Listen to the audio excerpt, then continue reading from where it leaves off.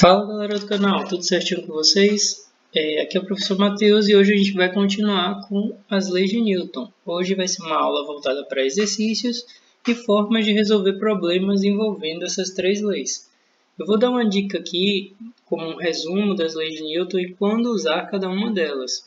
Toda vez que um problema estiver envolvendo a permanência de movimentos, você vai utilizar a primeira lei. Pode aparecer também essa questão da permanência dos movimentos com a sinalização de que a força resultante é nula, força resultante é zero. Lembre que esse termo força resultante é a soma de todas as forças, tem que ser igual a zero. Para estar na primeira lei, para estar em inércia. A palavrinha mágica da primeira lei é velocidade constante. Muitas vezes aparece assim e é um dado implícito. Porque velocidade constante significa inércia também. Repouso também pode aparecer. Para utilizar a segunda lei, na maioria das vezes você vai ter que estar calculando uma força resultante ou o cálculo de uma força arbitrária qualquer. Ou, nas questões mais simples, ele vai estar pedindo diretamente a massa ou a aceleração daquele objeto. Até agora nós só aprendemos a fórmula direta da segunda lei, né? Força resultante é massa vezes aceleração. Mais à frente vocês vão ver que no cálculo de forças isso pode ficar um pouco maior. Porque lembre que a força resultante que aparece aqui é a soma de todas as forças que atuam sobre o corpo. Por enquanto, nós ainda não estudamos as forças que atuam sobre o corpo. São as modalidades de força, o próximo assunto. Mas lembre que aqui é uma soma de todas as forças. Já a terceira lei nós vamos utilizar quando a questão envolver, geralmente aparece assim, deixar algo para trás para poder ir para frente. Também aparece quando você está relacionando dois corpos com colisões. Lembre que na colisão os dois corpos vão sentir a mesma intensidade de força, só que cada um reage de maneiras diferentes. Por exemplo, você tem um caminhão e um carro se colidindo. O caminhão se quebra também, mas ele fica mais inteiro do que o carro após a colisão. Por que isso? Porque a aceleração sofrida pelo carro é maior do que a aceleração sofrida pelo caminhão. Isso é decorrência das massas. Então a força que eles sentiram durante a colisão é igual, só que as acelerações sofridas são diferentes, porque a aceleração sofrida depende da massa do automóvel. Vou avançar aqui agora para a gente começar a resolver alguns exercícios. Olha esse aqui, ó. A maioria dos exercícios desse bloco são teóricos, então eu aconselho a vocês que tentem ir bem direto ao ponto, porque você não tem muita análise. Observe. Aqui você tem a tirinha do Garfield, né? Ele encontra a manivela do carro e puxa. Ao puxar essa manivela, todos os personagens vão para o para-brisa, colocam o rosto no para-brisa.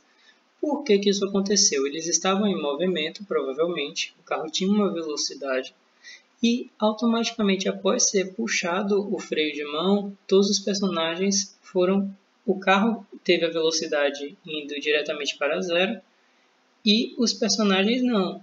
Eles tiveram uma permanência do seu movimento frontal.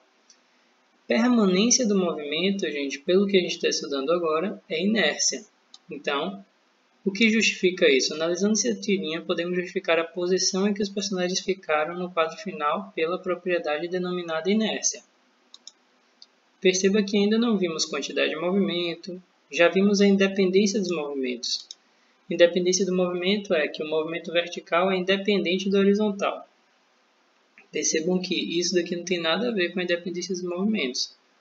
O que faz com que eles se movam até a frente do para-brisa é justamente a inércia. E a terceira lei não tem nada a ver, né? Energia é outra abordagem que mais à frente a gente vai ver.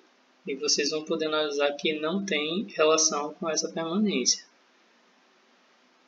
2. Um caminhão trafega em uma avenida com velocidade constante de 20 metros por segundo e transporta em sua carroceria uma caixa de 30 kg. Toda vez que você começa a fazer uma questão desse estilo, você tem que desenhar a situação, e analisar com calma. Então eu já vou mostrar aqui o desenho do meu caminhão. Fiz um caminhãozinho, coloquei uma caixinha dentro dele com 30 kg e ele está a 20 metros por segundo. Ao avistar um sinal de pare a 100 metros, então vou desenhar aqui 100 metros de distância, ele viu uma placa pare. O motorista aciona os freios uniformemente e para junto ao sinal. Então ele parou exatamente aqui, em velocidade 0. Sabendo-se que a caixa não se desloca sobre a carroceria, o módulo da força resultante sobre ela. Já pode usar minha dica. A questão está pedindo o módulo da força resultante. Segunda lei. Qual é a segunda lei? Força resultante é massa vezes aceleração. Mas eu não sei quem é a aceleração. E a questão que é a força resultante. A massa eu já sei, a massa da caixa. Para encontrar a aceleração, o que é que eu posso usar? Aí você tem que lembrar lá da cinemática. A questão te deu o intervalo de tempo entre esses dois pontos? Se não deu, não precisa nem pensar. Você já vai direto para a equação de Torricelli. A velocidade final quadrada, inicial quadrado mais 2a ΔS. Porque eu vou ter a minha aceleração. Quem é a velocidade final? Está implícito. Se ele vai parar na placa, a velocidade final é 0. Velocidade inicial, 20. Aqui ele começou. O ΔS, o deslocamento, foi de 100 metros. Assim eu descubro minha aceleração. 20 ao quadrado, 400. 100 vezes 2, 200. Passo 400 para lá, 200 dividindo, fico com uma aceleração de menos 2 metros por segundo ao quadrado. Essa foi a aceleração do caminhão. Gente, o caminhão está com aceleração, no caso, para a esquerda. Quando o caminhão acelera para a esquerda, a caixa vai para a direita. Então a força que a caixa sofreu foi de 60 newtons. A gente substitui aqui os valores da caixa, você vai encontrar 60 newtons para frente. Se a caixa permaneceu parada, tinha que ter atuado sobre ela uma força contrária de mesmo módulo, para fazer com que essa força resultante se tornasse 0. Então o módulo dessa nossa força que atuou sobre a caixa tem que ser 60 newtons, exatamente igual a essa, só que positivo. Então você tem aqui a alternativa letra C. Mais à frente a gente vai estar sempre analisando esse tipo de problema, mas por hora eu prefiro que vocês só utilizem a parte matemática desse exercício.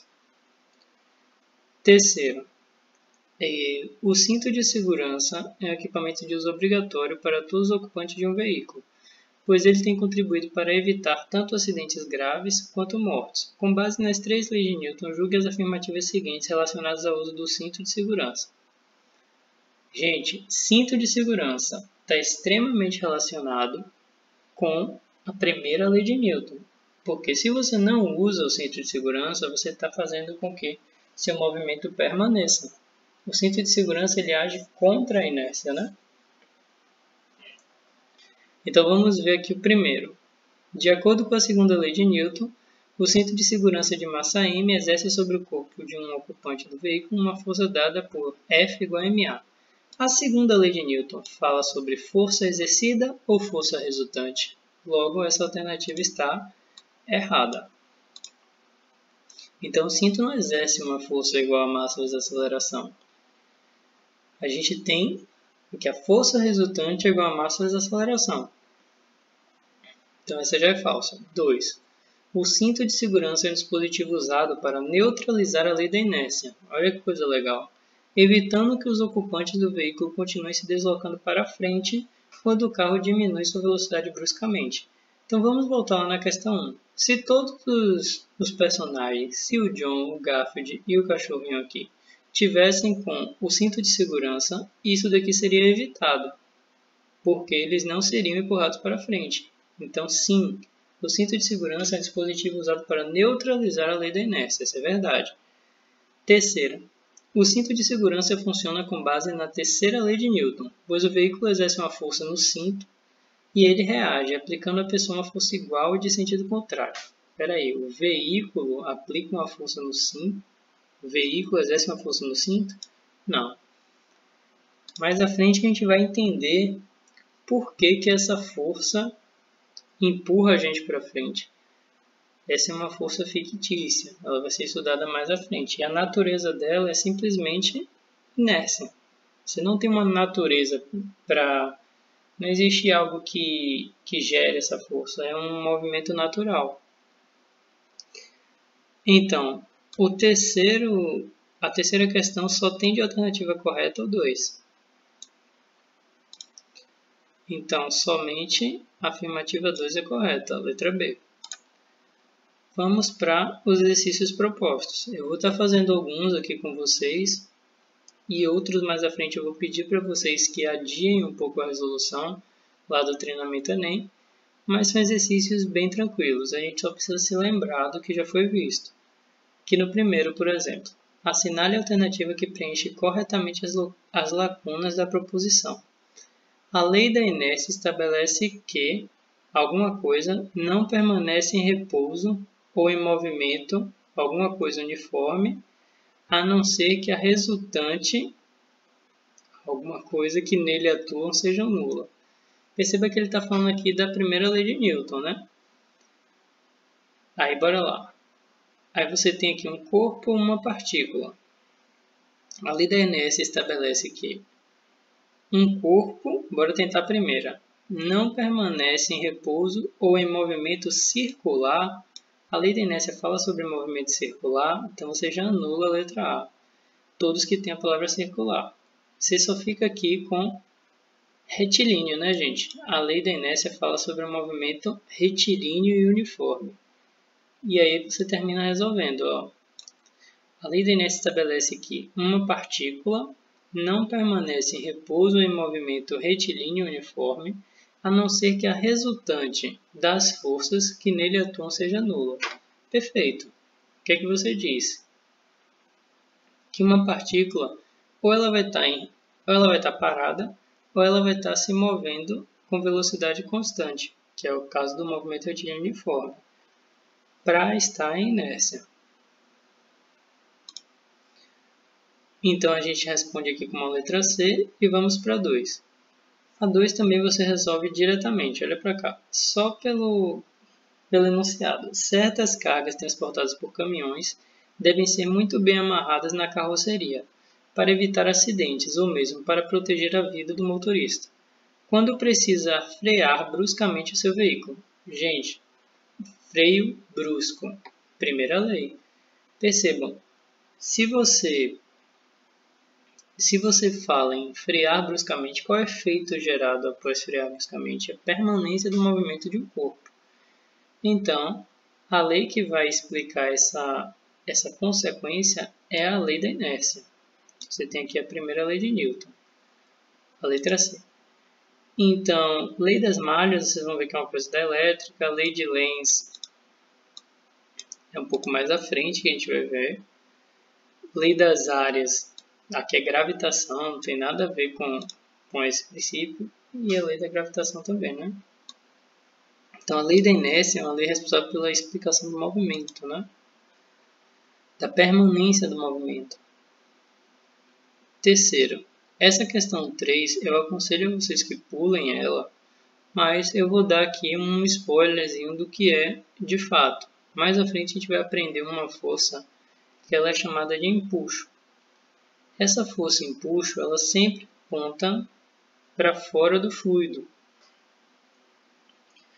O que é um fluido? Um fluido é um gás ou um líquido. Se fosse um copo de água, por exemplo, imagina que você está em casa, você tem um copo de água e você vai lá e bota uma semente dentro da água. Bora pensar o que vai acontecer com ela. Ela vai subir e vai terminar ficando ali vai apoiar, né, no copo, vai ficar na borda. O que foi que fez ela subir? Essa força que existe na água é o empuxo, que empurra essa semente para cima. Só que o empuxo existe em todo fluido, líquidos ou gases. Nossa atmosfera é um gás. É composta principalmente de alguns gases como nitrogênio e oxigênio, e eles vão estar sempre empurrando os corpos que estão dentro dele. Imagina aí como se nossa atmosfera fosse o copo d'água. Então existe uma força que está sempre empurrando a gente para cima, né? Para fora. Claro que essa intensidade é menor do que a força-peso, a força que puxa a gente para o chão. E é justamente sobre essa força que essa questão está falando. Você tem um helicóptero movimentando-se no ar em 3 situações diferentes. A resultante das forças exercidas pelo ar sobre o helicóptero em cada uma dessas situações é corretamente representada por, não só sobre o helicóptero, mas sobre todos os corpos que estão mergulhados na Terra, na atmosfera terrestre. Você vai ter uma força do ar que é exercida para cima. Essa força é chamada de empuxo. Então, para onde estiver se movendo o nosso helicóptero, essa força sempre vai estar para cima, porque essa força não é uma força de resistência. Se ele estivesse dentro da água, por exemplo, você tem um nadador dentro da água, as forças exercidas pela água são sempre contrárias ao movimento de um nadador. Se o nadador se movimenta para frente, existe uma força de resistência para trás. Só que nesse caso aqui, você tem o ar, né? E o ar ele vai ter uma resistência muito pequena em relação ao empuxo exercido por ele. Por isso que é a alternativa da letra A. Na questão 4, a gente tem aqui, em cada uma das figuras a seguir é representada uma partícula com todas as forças que agem sobre ela. Essas forças constantes são representadas por vetores e todas elas têm o mesmo módulo F.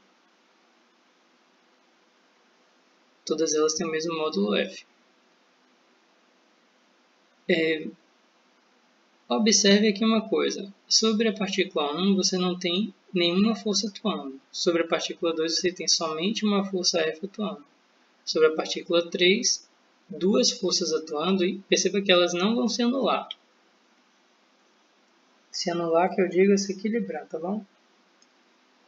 E na quarta alternativa, essas 2 forças, percebam que elas vão se equilibrar. Pense como se fosse um cabo de guerra mesmo. Tem uma pessoa puxando com a força F para a direita e tem uma pessoa puxando com a mesma força para a esquerda. Então, no final das contas, ninguém vai puxar nada, né? Que elas vão se equilibrar. Aí a pergunta é, em quais dos casos a partícula pode ter uma velocidade constante? Olha a palavrinha mágica. O que é velocidade constante? Primeira lei, força resultante igual a zero. Então, em qual das situações a força resultante é igual a zero? Na primeira e na quarta. Nessa daqui, a força resultante é F para a direita. Nessa daqui, a força resultante é a soma dessas duas. Então, para norte, F, mas para aqui para leste, né? Norte mais leste, a força resultante estaria apontando para nordeste e teria um módulo dado pelo Teorema de Pitágoras, que aqui forma 90 graus. Então, essas duas são diferentes de zero e a 1 e a 4 são iguais a zero. Em quais dos casos a partícula pode ter uma velocidade constante? Então, ela pode ter uma velocidade constante no 1 e no 4. Agora, essa alternativa aqui, né, tem que ser nenhuma das anteriores, porque é no 1 e no 4. Então, NDA.